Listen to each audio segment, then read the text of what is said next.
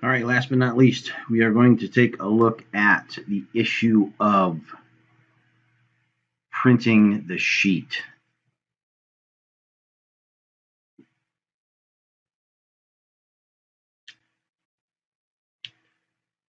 All right, let's take a look at the original request. I know it's been stated, and I don't want to belabor this, that the printable sheet was originally requested as part of this document. I see nothing in this document regarding printing, regarding making a printable sheet. I believe that came up with once Ted took the iPad over and it wasn't really giving him the response he needed with an iPad, he decided to print it, and that's when the printable stuff came up. So that's well after the fact, and it was never originally proposed as part of this document. You can take a look at it. This document is presented as, this is what we want. Let's take a look. Build it like this.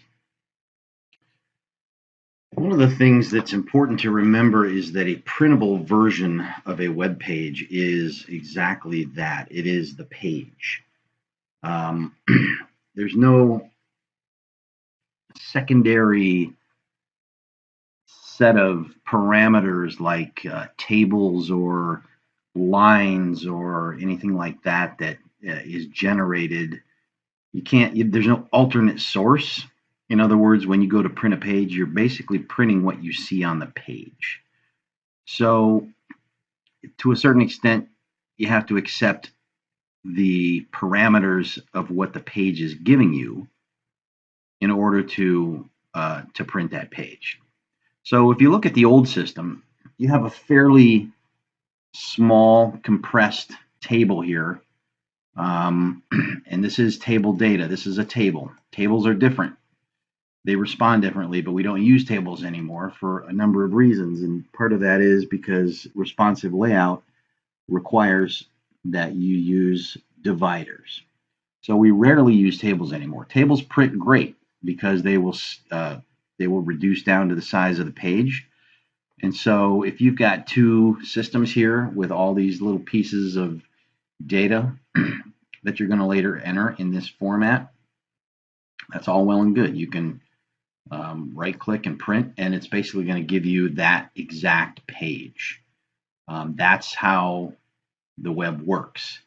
You can go to any page really and see that if you do a printable version of the page, it's basically going to take all the information on that page and present it in printable format.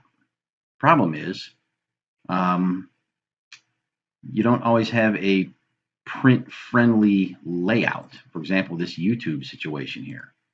Let's go back here and see what we got. Just go to YouTube and look at all these thumbnails. Yeah, I mean, that looks pretty good. That's putting all those thumbnails into a grid. However, what we have here is let's go to view analysis. First of all, we have a modal. This is called a modal, which is a pop-up. And that modal prints a little differently simply because it's not the page. It is content contained in a different container outside this page, and it's presented in this way to make it easy to get to the data without having to constantly go from page to page like you're doing in the current system where you've got to go step 1, step 2, step 3. This is designed in a way that these pop-ups allow you to do all your data entry basically from the same page within these modals. So if we look at something like Meridian Magnesium,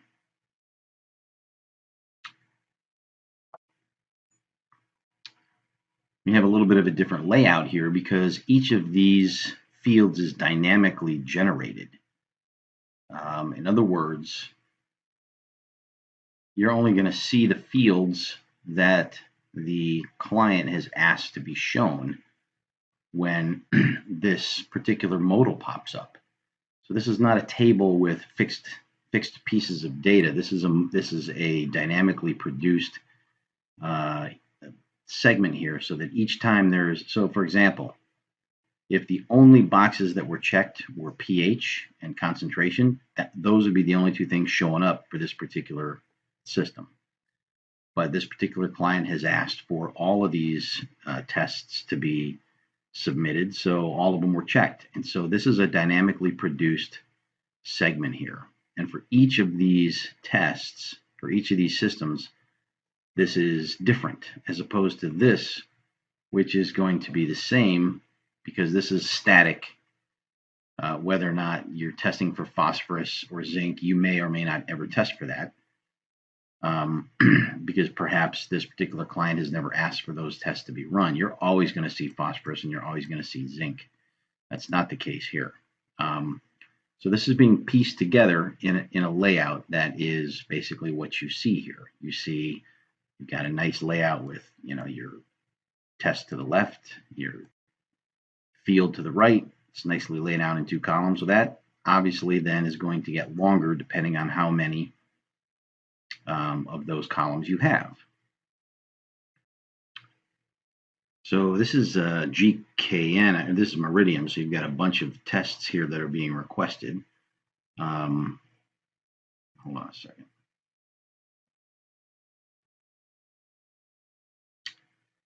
And if you want to print this so that you can make notes on it, you click on print. That brings up a printable version of that page. It's got all of those. I understand that you want a single page here, but this is presenting exactly as it presents on the page itself. We don't have any alternative printable version to display here. This is, I think, extremely easy to view, extremely easy. You may get 2 pages, you may get 3 pages. Hard to say. If we actually go to print it, how many pages it's gonna send out.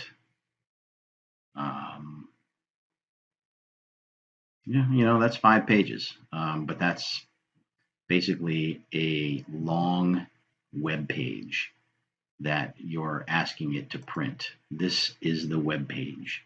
This is the structure that you're looking for. This has all of the data that you are looking to print. If you want this completely retooled, then this has to be retooled. Let's go back here. So if you want this to be retooled in such a way that all of these are in a single line, sitting over the top of, that can be done, but that's way outside of scope. And, phase 2, phase 3, however you want to approach it. But again, to reiterate, this was never part of the original scope. It's been produced, it's been built, and it works. If you don't like the way that it looks, then we can certainly go back to the drawing board. But that's a phase. That's in another phase, and I see no reason why that should delay the implementation of this tool.